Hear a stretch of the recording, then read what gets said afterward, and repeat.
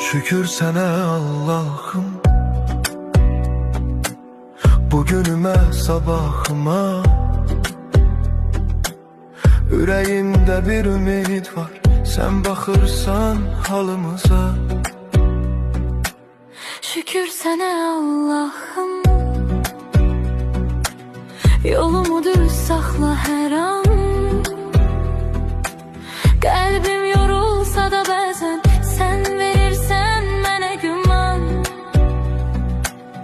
Bir addım atıram, yenə sınaq çıxır.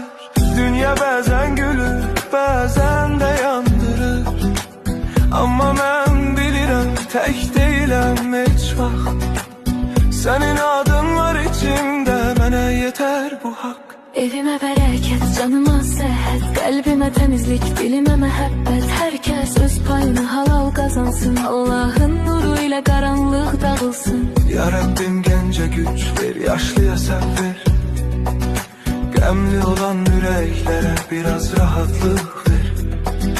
Kim yorulub, kim ağlayıb, kim tək qalıbsa, sən çatdı köməyini,